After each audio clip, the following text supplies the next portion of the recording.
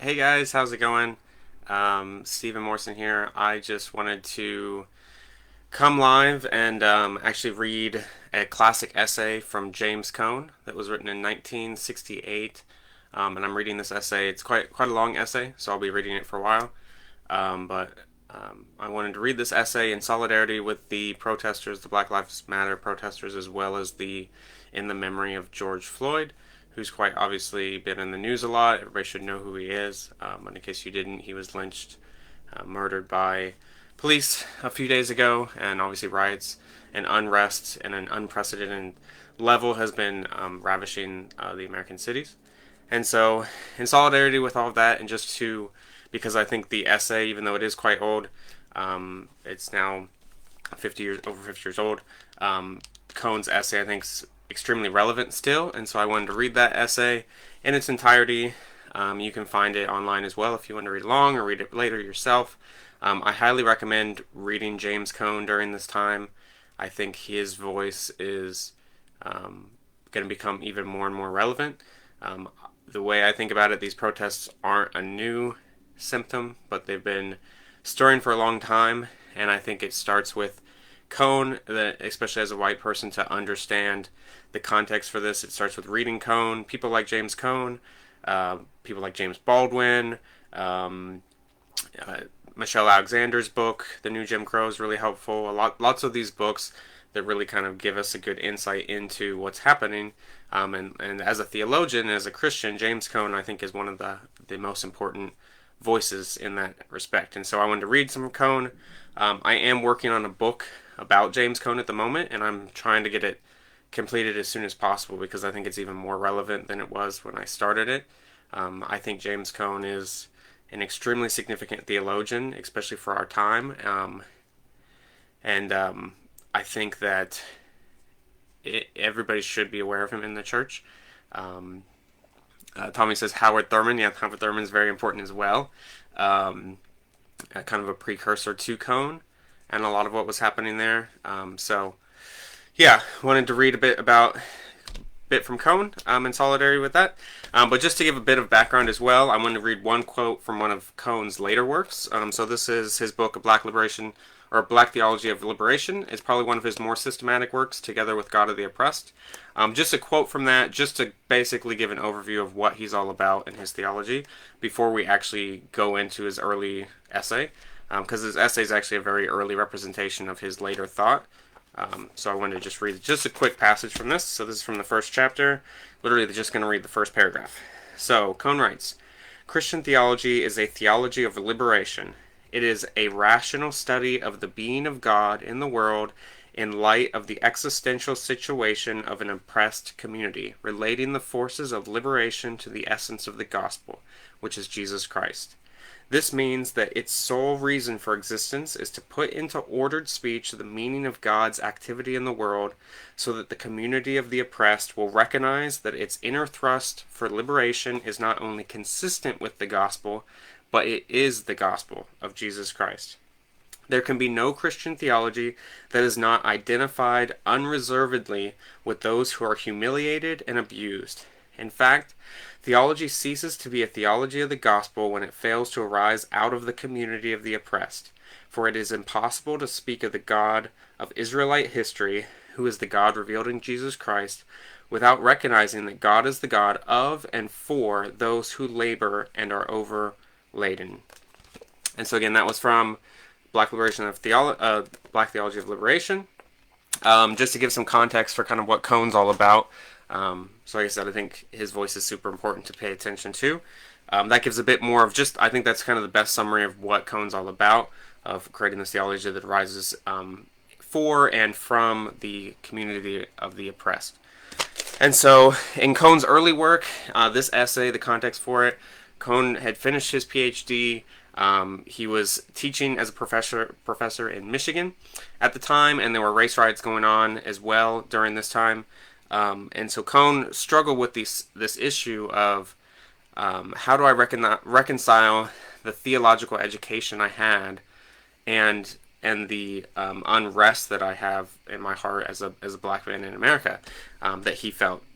And so he had to basically come to the conclusion that until theology takes seriously the plight of the oppressed, and especially in the American context, the plight of the black and the poor and the underprivileged, then it's not true to Christian theology. It's not a true Christian theology. It's not faithful to the God that was revealed in Jesus Christ and through the history of Israel. And so that's kind of the context that he's working through. He's also responding to the question of black power, which was an emerging movement at the time, and a lot in the white church were rejecting it on theological grounds. And so he adopts it and he says, no, we'll get to it in the essay, but he argues that Christianity isn't foreign to black power. The black power is the message of Christ to the church at that time. And so I think it's a relevant essay, and so I'm going to read it. This is from Risks of Faith, which just compiles some of his early essays. So we're going to dive in. It's quite long, like I said, but I'm just going to give it a read through. Feel free to kind of follow along or comment or save this video for later if you don't want to listen to it all right away. But here we go. So Christianity and Black Power. So this is by James Cone. My purpose is to examine the concept of black power and its relationship to Christianity and the church. Some religionists would consider black power the work of the Antichrist. Others would suggest that such a concept should be tolerated as an expression of Christian love to the misguided black brother. It is my thesis, however, that black power, even in its most radical expression, is not the antithesis of Christianity, nor is it a heretical idea to be tolerated with painful forbearance. It is rather Christ's central message to 20th century America. And unless the empirical denominational church makes a determined effort to recapture the man Jesus through a total identification with the suffering poor as expressed in black power, that church will become exactly what Christ is not. That most churches see an unreconcilable conflict between Christianity and black power is evident not only by the structure of their community. The 11 a.m. hour on Sunday is still the most segregated hour of any weekday, but by their typical response to riots. Quote, I deplore the violence, but sympathize with the reasons for the violence, unquote. What churchmen, laymen, or ministers alike apparently fail to recognize is their contribution to the ghetto condition through permissive silence. Except for a few resolutions, which they usually pass once a year or immediately following a riot, and through their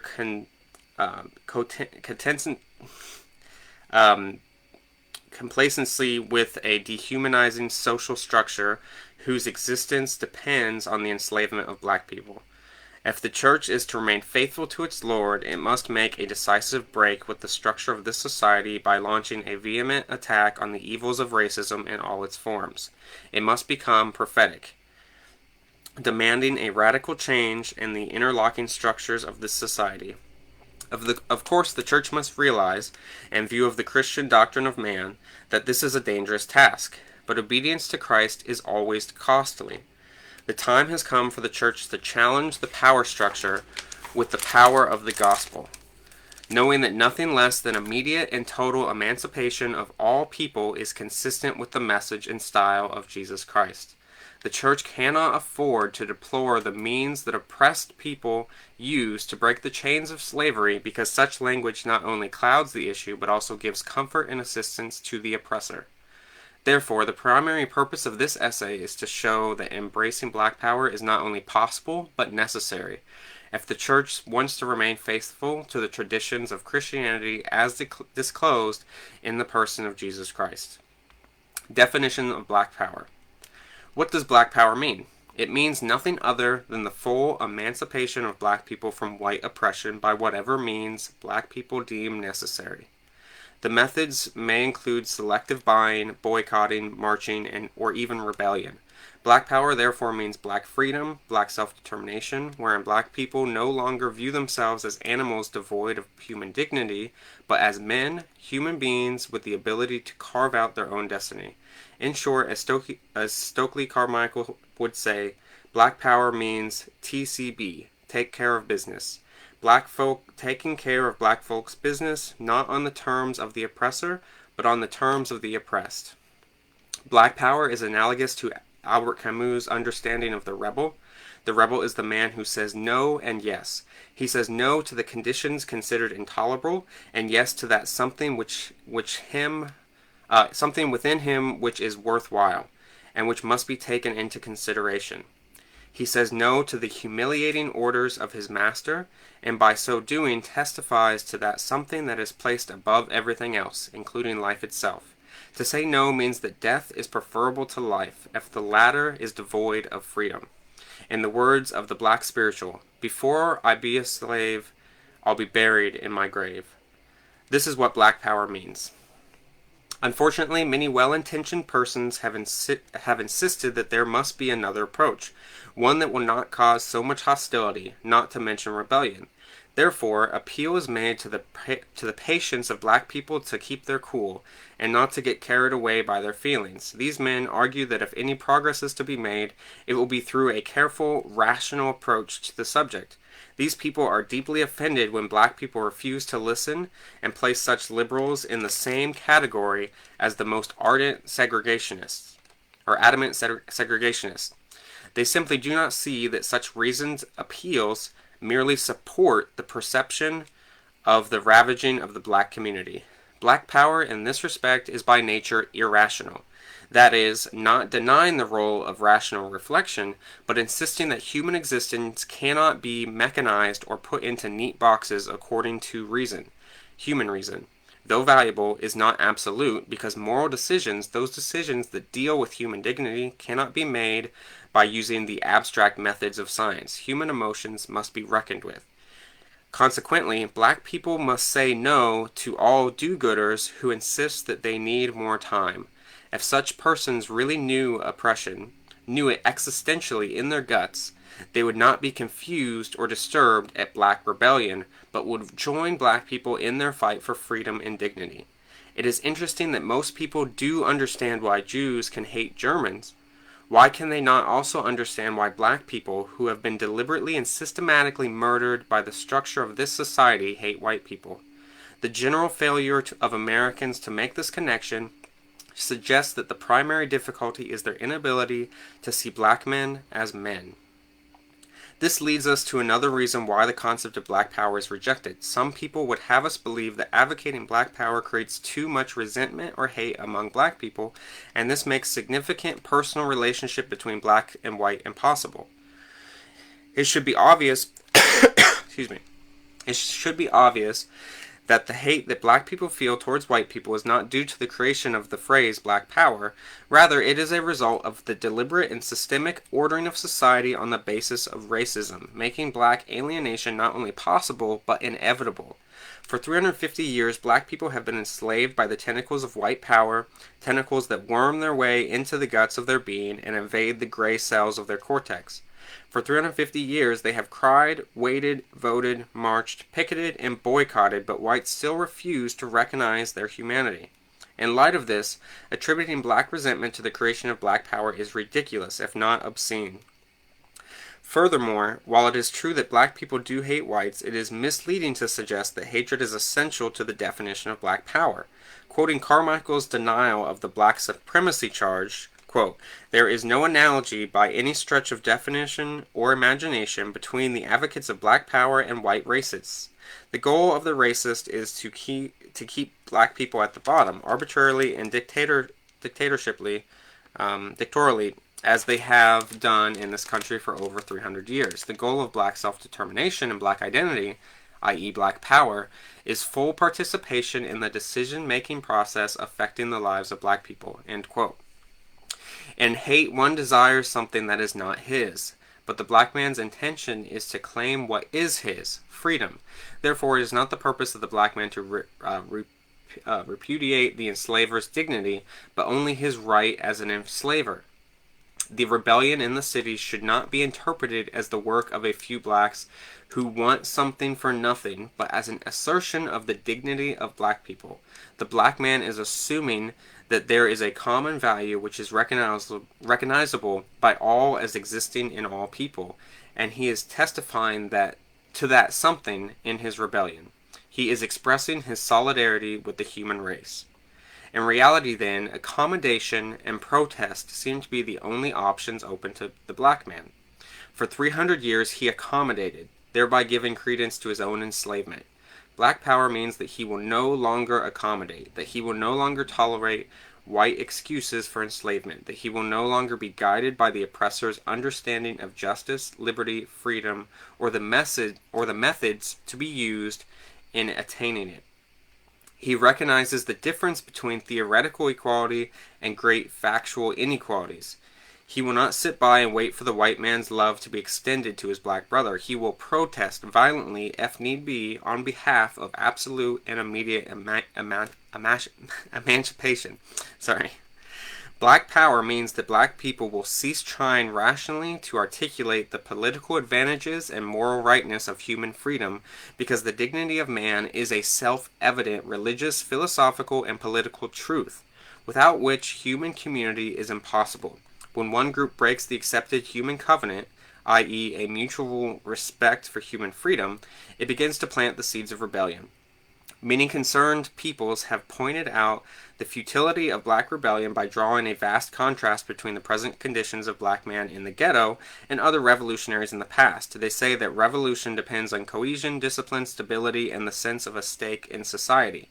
The ghetto, by contrast, is relatively incohesive, unorganized, unstable, and numerically too small to be effective. Therefore, rebellion for the black man can only mean extermination. The analysis is essentially correct. But to point out the futility of rebellion is to miss the point of black rebellion. Black people know that they compose less than 12% of the total population and are proportionately weak with respect to economic, political, or military power. The rebellion in the cities is not a conscious, organized attempt of black people to take over.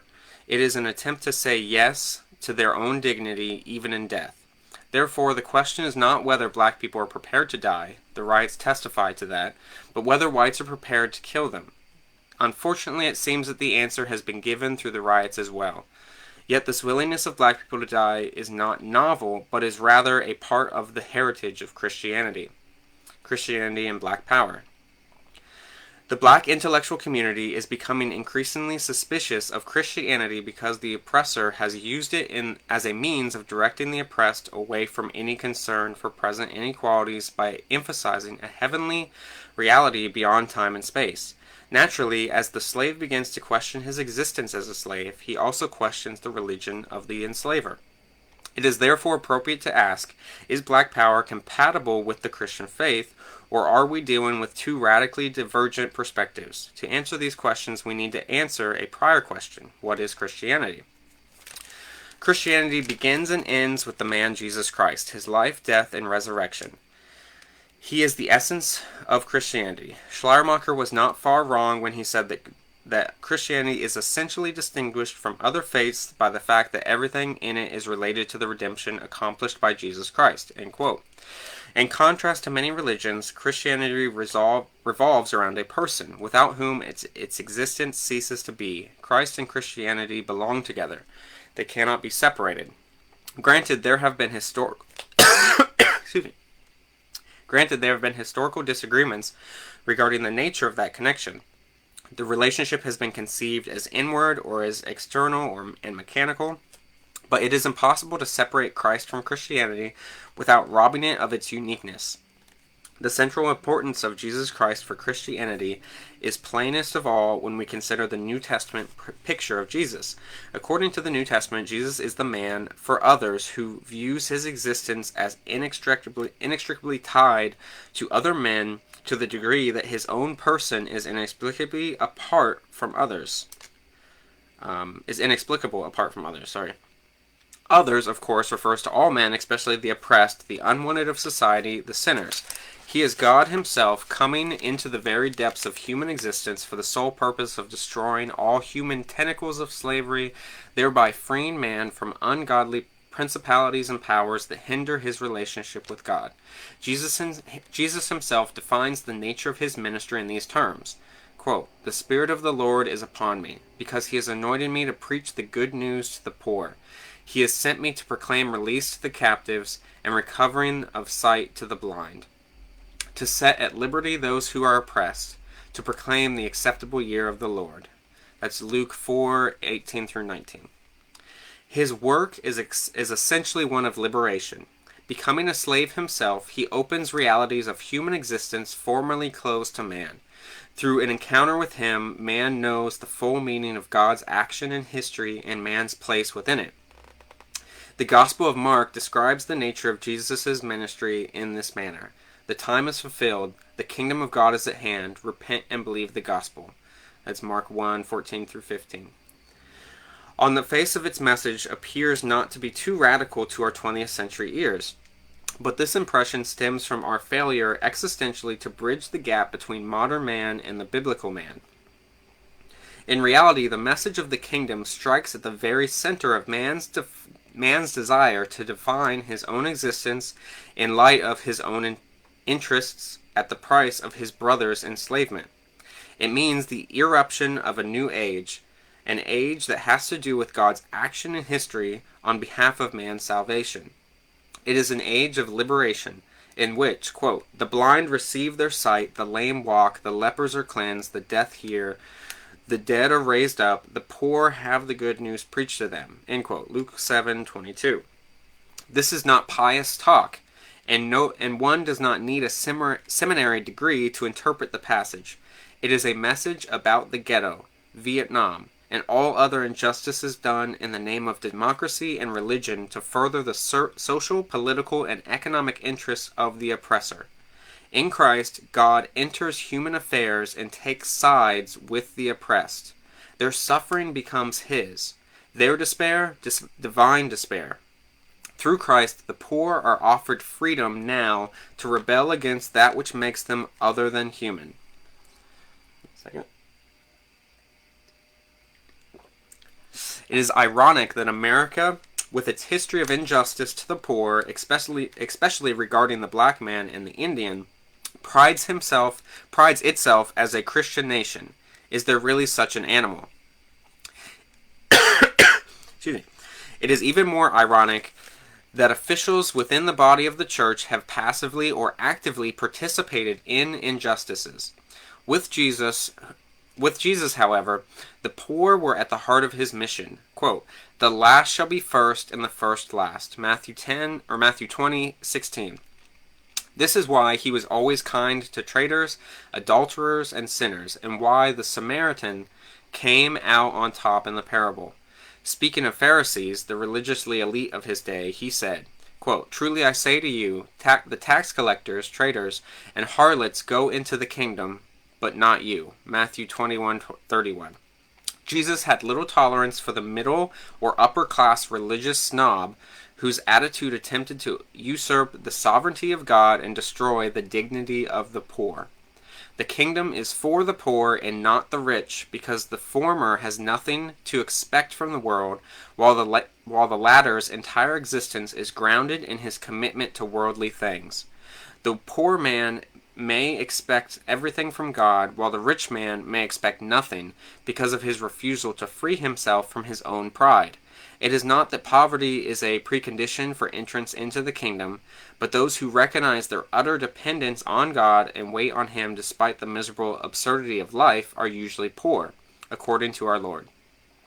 And the kingdom which the poor may enter is not merely an eschatological longing for escape to a transcendental reality, nor is it an inward serenity that eases unbearable suffering. Rather, it is God encountering man in the very depths of his being in the world and releasing him from all human evils like racism, which hold him captive. The repentant man knows that even though God's ultimate kingdom is in the future, it breaks through even now like a ray of light upon the darkness of the oppressed. When we make it contemporaneous with our life situation, Jesus' message is clear enough.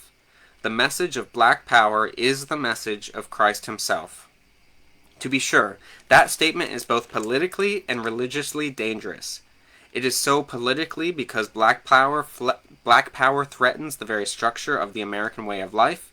It is theologically dangerous because it may appear to overlook Barth's early emphasis on, quote, the infinite qualitative distinction between God and man, unquote.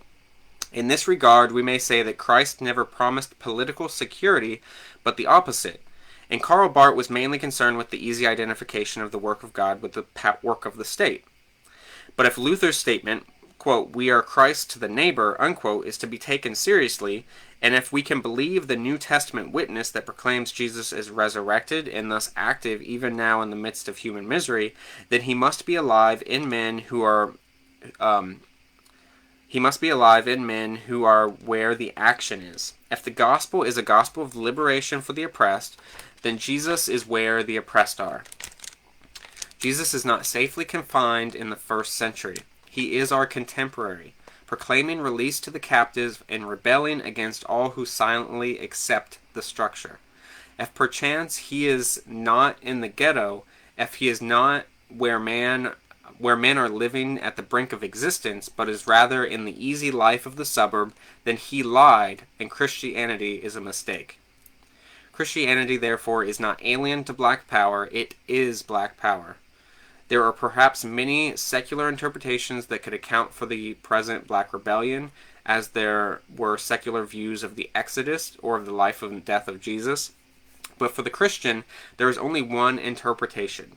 Black rebellion is God himself actively involved in the present-day affairs of men for the purpose of liberating a people. Through his work, black people now know that there is something more important than life itself. They can afford to be indifferent towards death because life devoid of freedom is not worth living. The Church and Black Power. What is the Church and its relationship to Christ and Black Power? According to the New Testament, the Church is the Laos Theo, the people of God. It is a community of people who have encountered God's action in history and thus desire to participate in Christ's continued work of liberation. As Bonhoeffer puts it, the Church is, quote, Christ existing as community, unquote, or Christ's, quote, presence in history, unquote. This means that the Church's work and message is nothing other than a continuation of the message and work of Christ. It is, as Barth puts it, quote, God's provisional demonstration of his intention for all humanity, unquote. If the real Church is the people of God, whose primary task is that of being Christ to the world by proclaiming the message of the gospel, by rendering services of liberation, and by being itself a manifestation of the nature of the new society, then the empirical Church has failed on all counts. It certainly has not rendered service of reconciliation to the poor, evidently because it represents the values of a sick society that oppresses the poor. Some present-day theologians, like Hamilton and Alter, taking their cue from Nietzsche and the present irrelevancy of the Church to modern man, have announced the death of God. It seems, however, that their chief mistake lies in their apparent identification of God's reality with the signed-up Christians. If we were to identify the work of God with the denominational church, then like Alter, we must, quote, will the death of God with a passion of faith. Or, as Camus would say, taking his cue from Bakunin, I think, quote, if God did exist, we should have to abolish him, unquote. The Church has not only failed to render service to the poor, but also failed miserably at being a visible manifestation of God's intention for humanity, and at proclaiming the message of the gospel to the world. It seems that the Church is not God's redemptive agent, but rather an agent of the old society. It not only fails to create an atmosphere for radical obedience to Christ, but also precludes the possibility of becoming a loyal, devoted servant of God. How else can we explain that some church fellowships are more concerned with non-smoking principles or temperances than with children who die of rat bites and men who are shot while looting a TV set? Men are dying of hunger, children are maimed from rat bites, women are dying of despair, and the Church passes resolutions. While we may have difficulty in locating the source of evil, we know what must be done against evil in order to relieve the suffering of the poor. We know why men riot. Perhaps we cannot prevent riots, but we can fight against the conditions that cause them. The Church is placed in question because of its contribution to a structure that produces riots. Some churchmen may reply, quote, why We do condemn the deplorable conditions which produce urban riots. We do condemn racism and all the evils arising out of it." End quote. But to the extent that this is true, the Church, with the exception of a few isolated individuals, voices its condemnation in the style of resolutions that are usually equivocal and almost totally unproductive. It is the condemnation. If the condemnation was voiced, it was not understood. The Church should speak in a style that avoids abstractions. Its language should be backed up with relevant involvement in the affairs of people who suffer. It must be a grouping whose community life and personal involvement are coherent with its language about the gospel. The Church does not appear to be a community willing to pay up personally. It is not a community that views every command of Jesus as a call to the cross, death. Rather, it is an institution whose existence depends on the evils that produce the riots in the cities. With this in mind, we must say that when a minister blesses by silence the conditions that produced riots and condemns the rioters, he gives up his credentials as a Christian minister and becomes inhuman. He is an animal, just like those who, backed by an ideology of racism, order the structure of this society on the basis of white supremacy. We need men who refuse to be animals and are resolved to pay the price, so that all men can be something more than animals. Whether Black Power advocates are that grouping, we will have to wait and see. But the Church has shown many times that it loves life and is not prepared to die for others. It has not really gone where the action is with a willingness to die for the neighbor, but remains aloof from the sufferings of men. It is a ministry to middle-class America. How else can one explain its snail-like pace towards an inclusive membership? Even though Paul says that Christ, quote, has broken down the dividing walls of hostility, end quote, Ephesians 2:14, the Church's community life reflects racism through and through. It is still possible to be a racist black hater and at the same time a member of the Church. It is my contention that the Church cannot be the Church of Christ and sponsor or even tolerate racism. The fact that the Church does indeed tolerate or sponsor racism is evidenced by its whiteness. This leads me to conclude that Christ is operating outside of the denominational church. The real Church of Christ is that grouping that identifies with the suffering of the poor by becoming one with them. While we should be careful to draw the line must nevertheless be drawn. The Church includes not only the Black Power community, but all men who view their humanity as intrinsically related to every man. It is that grouping with a demonstrated willingness to die for the prevention of the torture of others, saying with Bonhoeffer, quote, "When Christ calls a man, he bids him come and die," end quote. And that's it. That's the end of the essay. So, there's a lot in there that's really relevant. Like I said, it's over a 50-year-old essay. Really powerful stuff.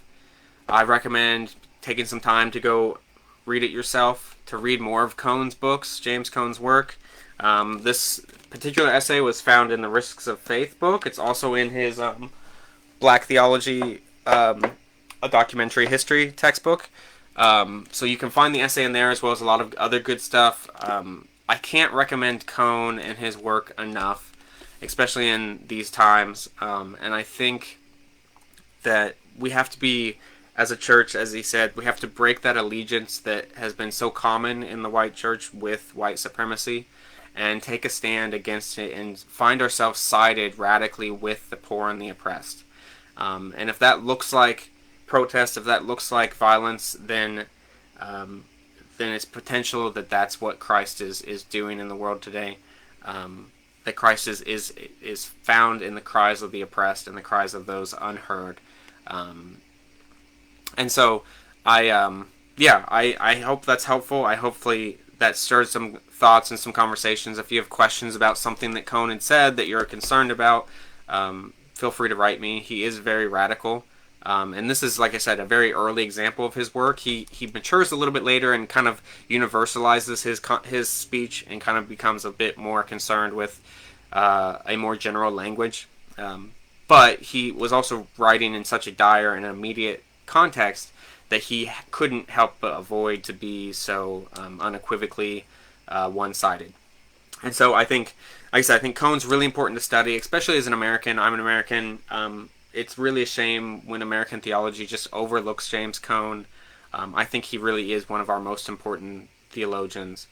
He did pass away a few years ago in 2018. He died of cancer. And his legacy lives on strongly and powerfully through the many liberation theologies that have arisen since then, including Latin American liberation theology, which came after Cone, as well as feminist theology, liberation theology,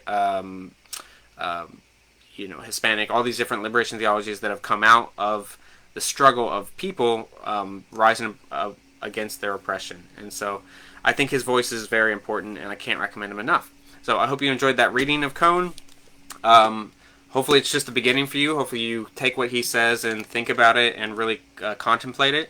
I know it's hard things to hear, but it's necessary to hear, and it's important. And so I pray that you would take it to heart, and it would spur you into action, as well as to further study. I definitely recommend a ton of Cone's books. This one's a good, just all-around book, A Black Theology of Liberation. It's his second book he wrote. Very good. God of the Oppressed is probably his next really great book. Very systematic and mature. Very nice book to recommend. And then besides Cone, I can't recommend enough The New Jim Crow, James Baldwin. You got to read James Baldwin. He's super important. Obviously King, Carmichael, Malcolm X, all these guys are super important to get some context too. So the way I think about it is that as a white person, I have the burden to learn and read about the struggle of black people and the oppressed, and that's a lifelong journey. And I don't see myself ever not reading books and essays. There was a really good book I read recently called How to Be an Anti-Racist, and that's a really good one I recommend. But as a theologian especially, I think James Cone is the top of the list of what you should read. So hopefully that was helpful. Thanks for tuning in. If you did, I pray everybody's safe and healthy, both with COVID and with all the unrest that's happening in the world today. So bless you guys. Thanks for tuning in. Well, write me if you have any questions. Have a good day. Bye.